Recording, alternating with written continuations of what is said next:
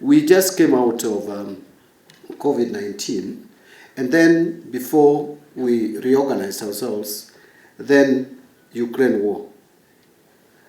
And it is still going on. And that disrupted the supply chain completely.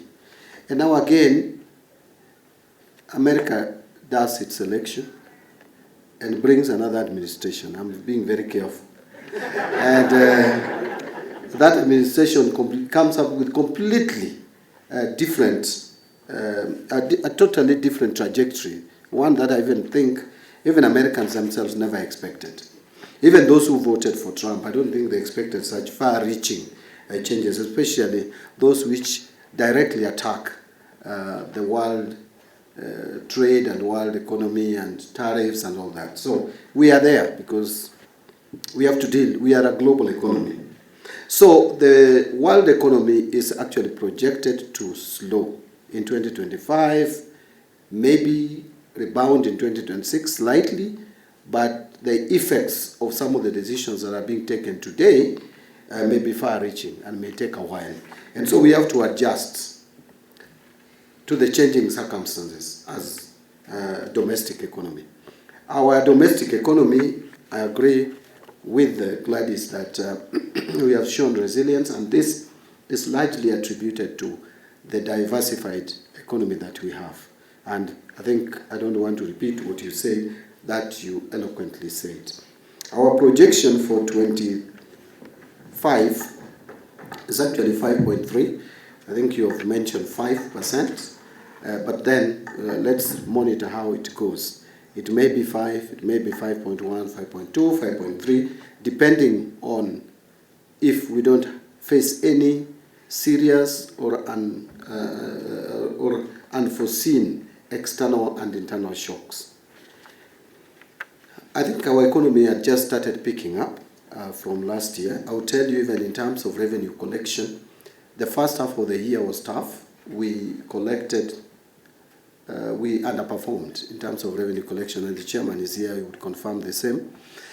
The increase in revenue, if you look at the numbers, was just about 4.6% over the same period the previous year. Now, compared to the second half, actually there was a rebound. Now, the second half, the growth was about 9.6, almost going to 10, and we hope that that will continue into 2025, 2026. Then that would help us resolve a number of issues. So our economy grew at 4.7%. That again is not news. You are already aware of that. I don't want to talk about the macros. Our macros have been working very well. Inflation is contained. We also have enough forex reserve, I think the highest in a record, in history. We also have our exchange rate, which has stabilized.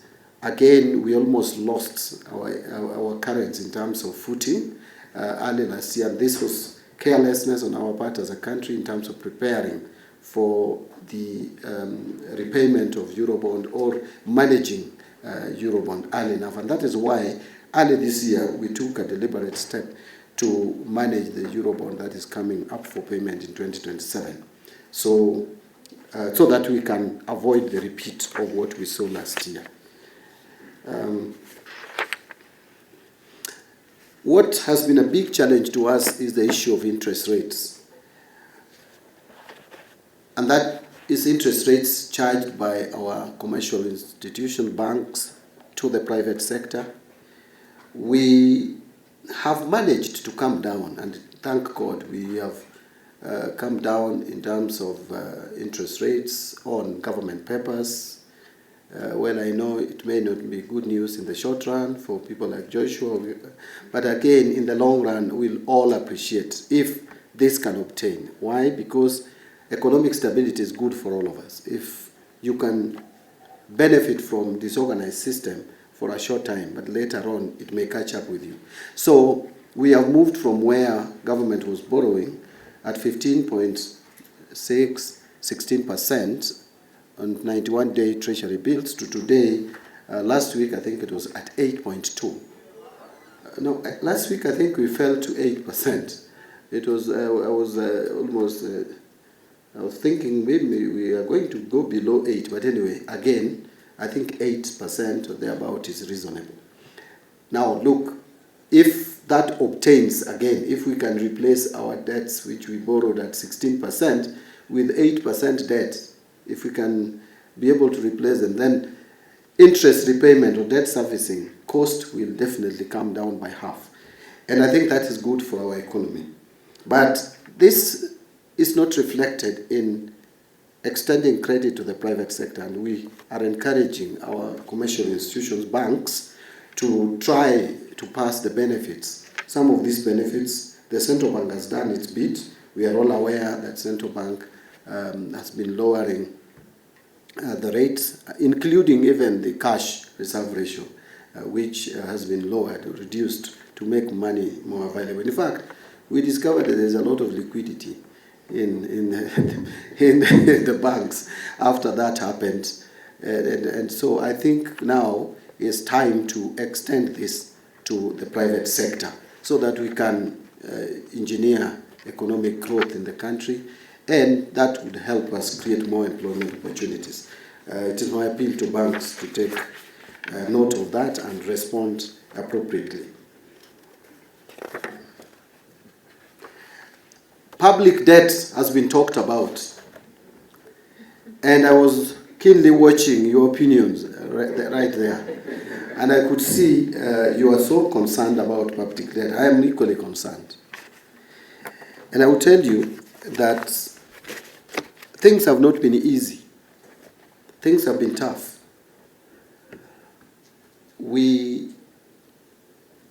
I think at one point decided to take a lot of loans at a particular time, which has completely disorganized us as an economy.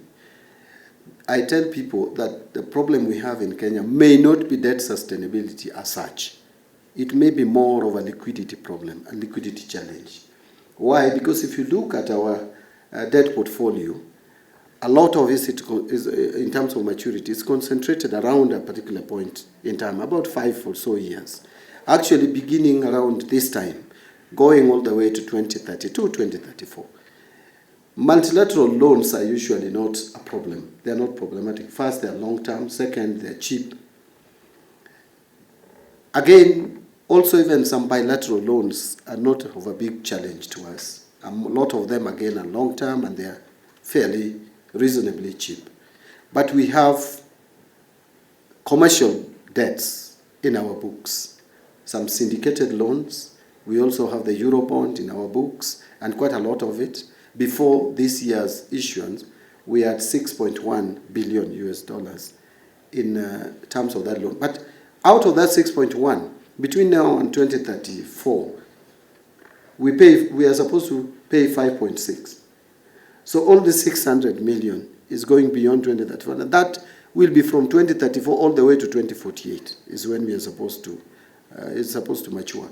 So around 14 years, you will not have any Eurobond if we don't, again, borrow other Eurobonds in between. And the syndicated loans, some of them are very expensive and some are coming for payment between September and October. I could see we have quite a number of them this year and going into 2032. And then we have the Chinese debt,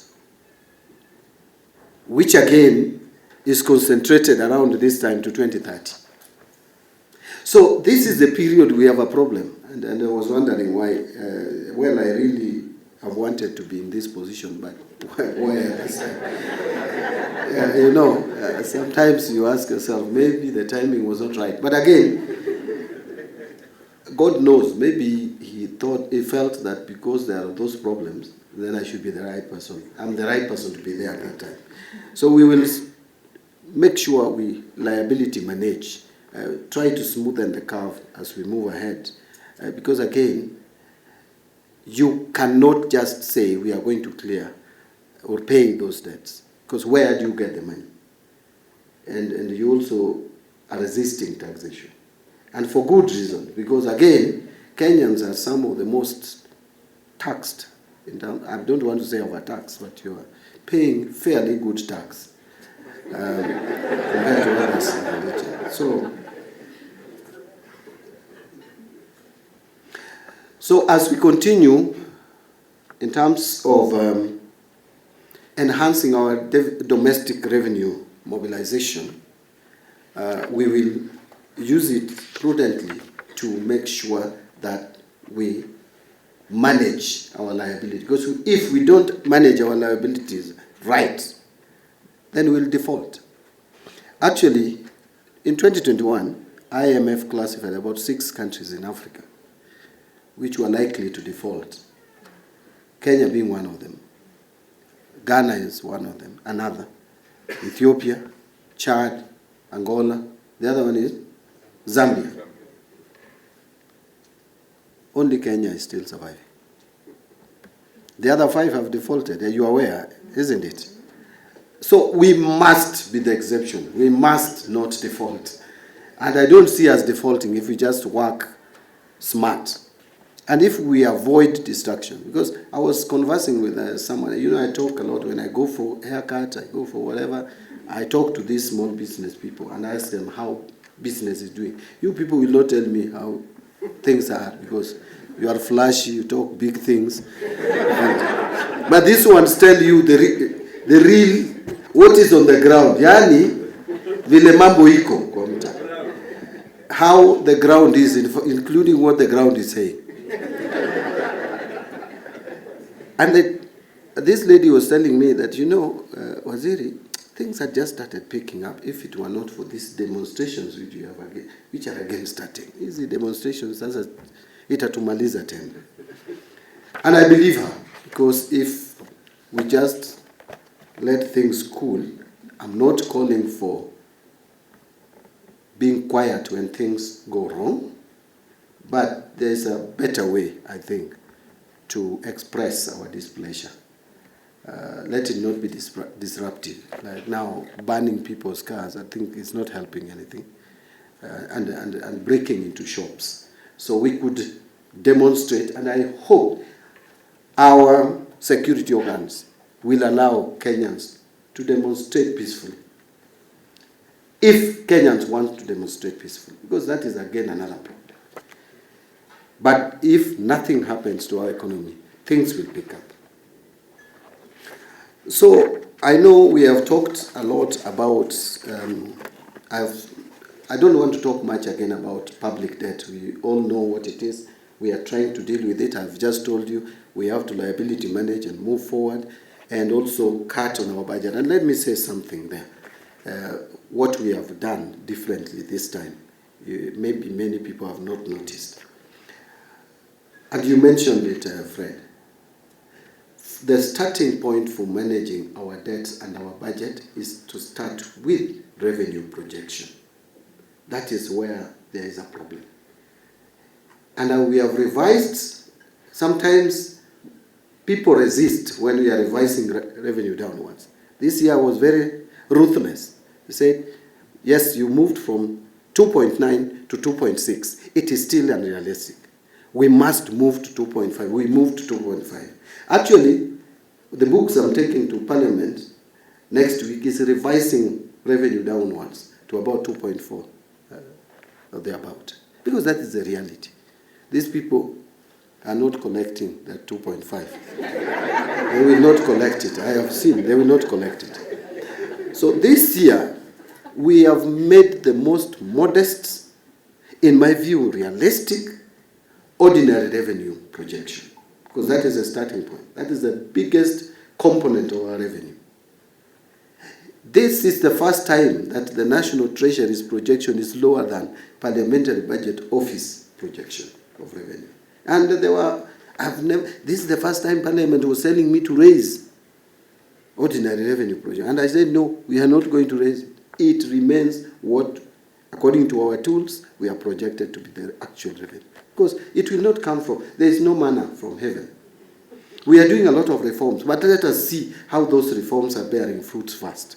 So we have projected, in my estimation, the lowest that we could go in terms of revenue projection. And therefore, even if we will be revising our budgets in the course of the year, as we usually do, it should not be based on underperformance of revenue. Then we came to expenditure cuts, which we did. But I have realized one thing. It is easy to say when you are out there that government should apply austerity measures. Yeah, I will tell you, because now I have tested both sides, isn't it? I think none of you has tested both sides. So I can speak with authority because I've tested both sides, all right? So it is easier to say austerity measures, government should do this, but again, you will agree with me that there is a limit to which you can go with austerity measures. Otherwise, the economy would not grow. Government has also to spend. And then, how far do you go with these recurrent expenditure cuts? Because if you go cutting development expenditure, again, you are not helping the economy. And how far do you go with expenditure cuts? You can just, on a recurrent expenditure. I hear people say that we shouldn't have allocated so much for security. But let me tell you one thing. Yes, there could be wastages under security sector, but security is very important. Yesterday I was watching someone I respect as an expert and a former senator say that why would we spend so much and Rwanda is not spending so much? How can you compare Kenya with Rwanda in terms of security budget? First of all, Rwanda is a very small economy. Secondly, Rwanda is not neighboring Somalia. They have never had Al-Shabaab attack at their Dusit. There has never been Westgate attack. There has never been bomb blast in Uganda. In Rwanda. You cannot compare the two. We are so exposed. And let me tell you, if there is just one attack, even the money you want to make available for education will not be there. Even the money you want to make available for health will not be there. Security is not something we can compromise. And I appreciate it when we engage with the security organs. It's when you understand the kind of threats. You are saying Kenya is not at war. Kenya has been at war from the time Kibaki was president. We have been fighting, only that we are fighting in Somalia. We have the choice either to fight in Somalia or allow Al-Shabaab to come to Kenya and we fight on our soil. It is easier to fight there. So we must fund our security organs to fight Al-Shabaab out of the Kenyan soil. That's what we are doing.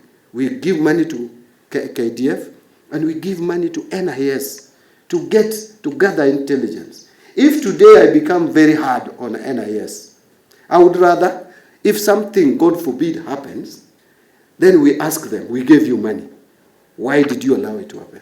But if I become too hard on NIS and something happens, the first thing they will say, you denied us money. And you lose the argument completely.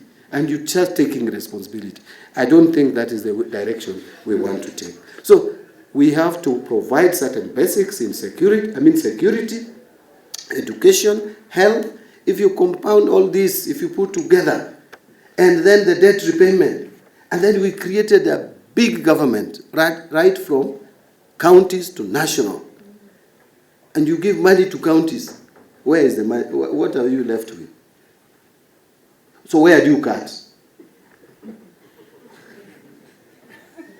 You're saying I've given a very big budget, very ambitious. You know, sometimes it's very easy to mention some of these flashy words.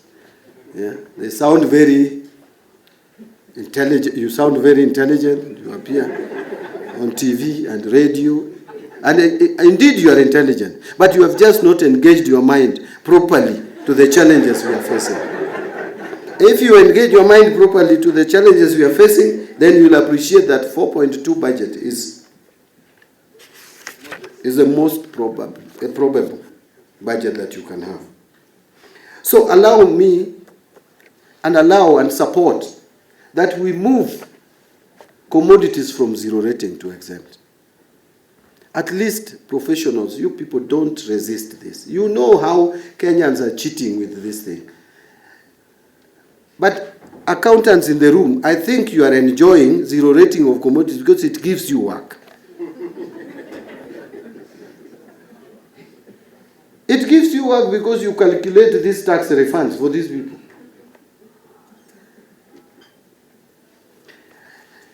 After hii bread watu wamekataa, that it should be zero rated, is that benefit really going to the consumers? I don't think so.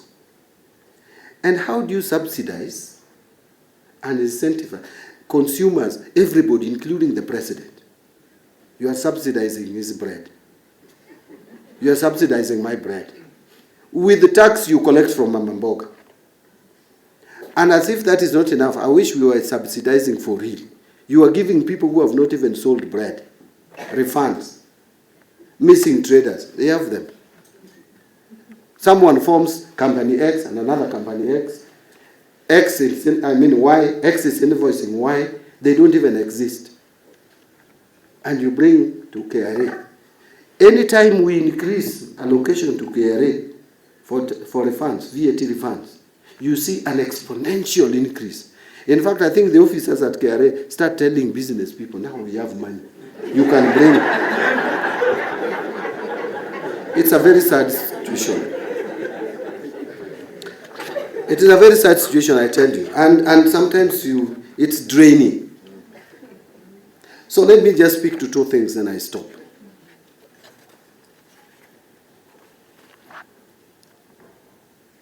The first one that I want to speak to is on the issue of reforms. If you listen to my speech, it was heavy on reforms. Because Kenyans are saying and speaking loudly that the revenue that we collect could just be sufficient and enough to meet our expenditures. However much the expenditures would be. We can finance even this 4.2 trillion budget comfortably. But they are saying there's a lot of wastages, there's a lot of corruption, there's a lot of theft. Yesterday, another friend of mine, I watched him say on TV that he listened to my speech throughout and never mentioned corruption. I didn't want to mention corruption because this word corruption has been over-glorified now. We should just say it is theft, that we are going to curb wastage of resources, public resources. Yeah. We should not use the word corruption. What is corruption in the first place? Who has defined it, the terminology called corruption? So we are bringing reforms to deal with this. I'm not a prosecutor. That is DPP. Igonga is there, he can do his work. I am not DCI, I'm not EACC. I'm not the police to arrest people who steal. What I do is to bring a framework that can deter it. And that is why under procurement, we are bringing now e-procurement. From 1st July, it's going to be implemented. We are bringing reforms in human resource management of government. We are bringing reforms in pension, because there is also theft there.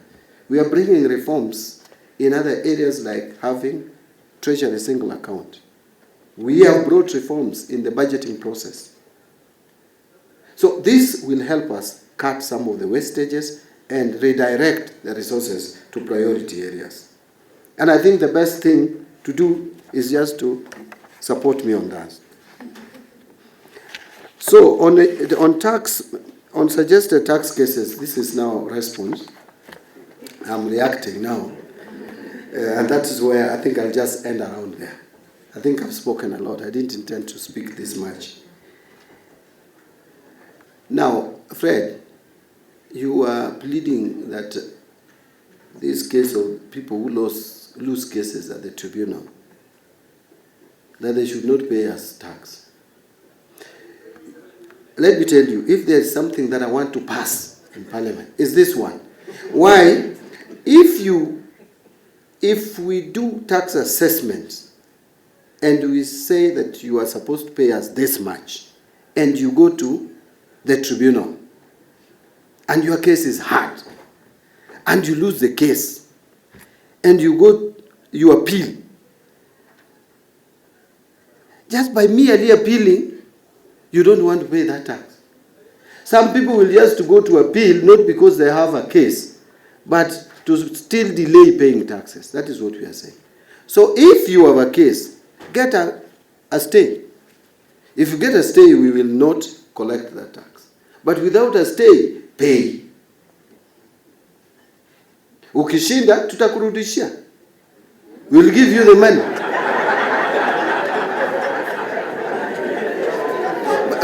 Assume, let's just take it. assume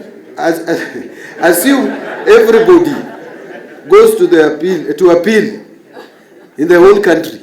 We go to the tribunal, they lose cases, all of them, all taxpayers. And then you go, you appeal, you go to the tribunal, you lose, all of you, and you all appeal. Kenya will not collect any tax. How will we run our services? So hiyo mimi nataka ipite. On section 59 of Tax Procedures Act. By the way, this one at personal level is not very good. Personal level. I also at personal level would not want it. But in terms of patriotism, this is a very, very good proposal. Why? Because we will allow KRA to be able to see your financial transactions and records. So that those tax cheats, you know, we are in a system where we do self-assessment. And so KRA now then decides who to assess and determine whether you have declared your taxes properly and paid them. What if this system is integrated so that KRA can automatically see what is happening? And what are these personal data? What are your personal data doing in a bank, for example? You know, I hear people saying personal data. How can you trust your personal data with bank and you can't trust it with KRA? Yate nyinyi mnatudanganya tu. If you can trust it with Joshua, why can't you trust it with Muridi? These are all Kenyans. See, ni kudanganya. You know, Kenyans really know how to hide behind it. Instead of just saying, you guys, mtatushika. Na tutaki hiyo, wacha tuendelee kulipa nusu ya ushuru tunalipa. I tell you, there is no personal data infringement. I know this thing may not even pass parliament because of conflict of interest. Not anything else. It is conflict of interest. Let not the people, civil society tell you personal data, what, etc, flashy words, you know. They look for very many words to coin around it. But the truth is, Kenyans fear. We have too many money launderers in this country. And that is why you can see we are being downgraded every time. We are being grey-listed because we allow illicit money to flow freely. And when we want authorities to see it, we all resist. Personal data, a robust constitution, Bill of Rights, etc. Now they have even coined another terminology, trade secrets. Now, what is this trade secret that you are keeping with Oegara? Utuambie then tuache hiyo trade secret yako. But the truth is, it is not the trade secret, it's not the personal data that people are fighting. People just don't pay some taxes. Hiyo tu. Shauri yenu. Wabunge wakikata, shauri yao. Me, I have made an attempt. And it is something that could help us collect more revenue. But, wakikata, I have no power. I will wash my hands. Like, what was the name of, was it Pilate? What is Pilate? Nasema nimejaribu. Wacha niseme ya. But there is also another good one that we brought in, but this is good, because commissioners sometimes can just wake up and say, now, the tax you paid 3 years ago, that was not enough. Hukulipa more taxes. There are some taxes you didn't pay. Ongeza kidogo. Tunasema you have now to justify. Hata commissioner cannot be trusted with such powers. Yeah, you have to justify why you are assessing me that I should have paid more than what I had already paid. So that is also a positive thing. Plus, where commissioner, they make mistakes. Presently, if they make mistakes and determine your tax liability, there is no recourse for them to withdraw it, to retract it, to remove the error. At least we are giving the cabinet secretary, and not Mbadi, it's the cabinet secretary, I am not going to be here forever, power to then correct that after recommendation from Commissioner General. So, afraid, we tried. Actually, I was telling her, as you were presenting, that we are committed to lowering tax rates. Committed. Especially even corporate tax. To 28%. Actually, that's the idea. We even did a simulation. But what stopped us is we were not sure whether these people are going to collect more revenue with the tax reforms and reforms that we see at KRA. So we have given them 1 more year to see how the reforms we have put in place in terms of the systems is behaving. If they behave well, in fact now Kenyans should hold Honorable, let me call him His Excellency, because he has been a governor in this country. My friend Deritu Muredi, Kenyans should look at this gentleman together with the Commissioner General. They are the ones who hold the key to reduction of corporate tax from 30% to 28%. If they behave well in this financial year, 2026, 2027, we are going to reduce corporate tax. That we have committed ourselves. On personal tax, this income tax, pay as you earn, which salaried employees, you know. But when we do something positive, you don't talk. When we allowed SHA and contribution to housing and all that to be tax allowable, other professionals have not told Kenyans that that was progressive, and Mbadi did well. Now you see, many of you are working here under contract. After every 3 years, 5 years, mnapata gratuity. Hiyo mtapata yote. I don't see you talking loudly and say tumefanya vizuri. Sasa hata hii tukirudisha chini ni 35, by the way, hiyo 35% is too high now. 35, 32.5, those ones should come down. Yeah? Hata tukifanya hiyo mtaongea. Si mtasema tu hii serikali ni ya kuchukua pesa ya watu. Yeah. So these are things we are considering. They are not in today's or this year's finance bill, but going forward, I want to give you my word. These are things that we are seriously considering. Very, very seriously. I want to end my speech by saying we all have a responsibility to grow our economy. We all have a responsibility to contribute to it. I will continue listening to you and to all professionals. We will continue engaging. In fact, this time, I think we should engage even better, Fred, before immediately we start the next cycle of budget process. I think we need to start engaging so that a lot of inputs from professionals like you get or find their way into our finance bill and find their way into our budget estimate. Thank you very much. I hope I've done justice. You'll forgive me. I've not had 2 weeks. These 2 weeks have just been terrible. In fact, I didn't even know what was happening in Kenya. I was in my own world. I was in my own silo. So I have done what I could. Thank you very much. I could not disappoint you. I had to come.